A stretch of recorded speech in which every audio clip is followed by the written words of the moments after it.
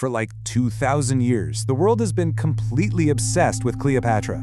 We've gone back and forth on her beauty, her politics, her death.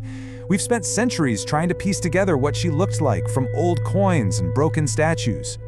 But what if we've been looking in all the wrong places this entire time? What if Cleopatra's real power, her most unforgettable legacy, wasn't something you could see at all, but something you had to smell? Today, we're going to talk about how scientists literally brought a ghost back to life. Not the ghost of a person, but of a perfume. All right, so let's get into this, because it's basically an archaeological detective story. Our story starts in the ruins of an ancient city called Thmuis. And you have to understand, this place was the perfume capital of the ancient world. To put it in a way we'd get today, the perfumes from Thmuis were the Chanel No. 5 of their time. The two most famous were called Mendesian and Metopian. And they weren't just nice smells, they were status symbols. They screamed luxury, power, and class. If you were anybody in the ancient world, you smelled like Thmuis. So the big moment comes in 2012. Archaeologists are digging at the site, which is now called Tel El Timai, and they stumble upon the workshop of a perfume merchant. Inside, they find these ancient bottles called amphorae, and at the bottom, a dried, totally odorless residue. It was the ghost of the perfume, just waiting to be found. So, how in the world do you turn ancient, odorless sludge back into a perfume? Well, the team had to get creative. They used cutting-edge science to analyze the gunk, and at the same time, they were digging through ancient Greek texts, looking for the original formulas. And after all that work, they started to piece it together. The foundation of this whole thing was myrrh, this really rich, amazing-smelling resin that comes from a thorny tree, way over in the Horn of Africa. Then they'd mix in spices like cardamom and cinnamon, and the whole thing was held together in a vase of good old olive oil. Now, the perfume they created was nothing like what we use today. Forget about a light alcohol-based spray. This stuff was thick, it was sticky, it was potent. It didn't just mist onto your skin, it kind of clung to it, giving off this incredibly strong, spicy and musky scent that would last for way longer than anything we have now. And for a ruler like Cleopatra, a perfume this powerful wasn't just for smelling good. Oh no, it was a political weapon.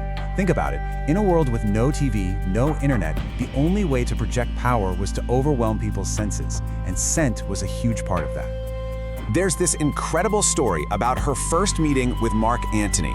The legend says she soaked the sails of her royal barge in so much perfume that he could smell her coming from all the way on the shore long before he could even see her ship. I mean, talk about a power move. Her presence, her power literally arrived on the wind and hit him before he even laid eyes on her. And here's a really cool thought. While this recreated perfume gets us super close to the scent of her world, experts think a queen like Cleopatra wouldn't just wear the high-end stuff everyone else was wearing. It's almost certain she had her own private perfume factory, creating her own unique, exclusive scents, a personal scent logo that belonged only to her. So, after being totally lost for millennia, this piece of history, something you can actually experience with your senses, has been brought back from the dead. It lets us connect with the past in a way that just wasn't possible before. Just think about that number, 2,000 years. For that long, this scent was just a memory, something you could only read about in old books. To bring it back now, well, that bridges a massive gap between their world and ours. And I love this quote from Robert Lippmann, one of the archaeologists, because it just sums it all up. This isn't just about science and data. It's about the pure human thrill of smelling something that nobody has smelled for 2,000 years. Something that Cleopatra herself might have worn. And the best part? This isn't just locked away in some lab. It's out there for us to experience. If you go to the National Geographic Society's Queens of Egypt exhibit, you can actually smell this ancient fragrance, the same scent that might have filled the palaces of the pharaohs.